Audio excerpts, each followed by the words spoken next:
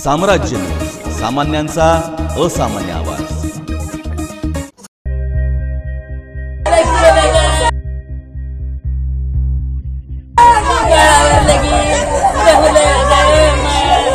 दक्षिण सोलापूर तालुक्यातील उळे गावात एकाच घरात 2 मृतदेह आढळल्याने संपूर्ण परिसरात खळबळ उडाली आहे। ही घटना 7 जुलै 2025 रोजी रात्री 2 ते 3 च्या सुमारास घडली। मृतांमध्ये पती-पत्नीचा समावेश असल्याची माहिती समोर आली आहे।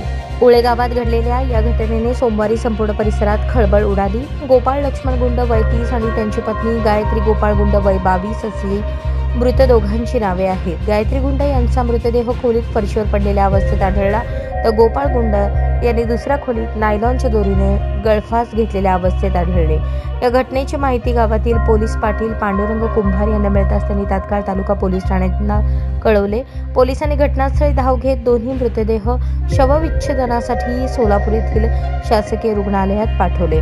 नातेवाईकांकडून माहितीनुसार गोपाळ गुंड व गायत्री यांचा काही महिन्यांपूर्वीच विवाह झाला होता। दोघांचे मृतदेह घरात मिळाल्याने नेमका हा खून की आत्महत्या याचा तपास पोलीस प्रशासन करत आहे। सध्या सिव्हिल हॉस्पिटलमध्ये नातेवाईकांची मोठी गर्दी झाली आहे। लक्ष्मण दशरथ गुंड, मी राहणार उळे। इथून मी माझ्या शेतामध्ये राहतो, राहायला शेतामध्येच आहे। मी शेतकरी आहे।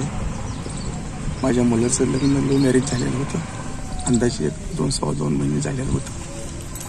आणि ते आळंदी संस्थेत त्यांचं ते लव्ह मॅरेज त्यांनी केलेलं होतं।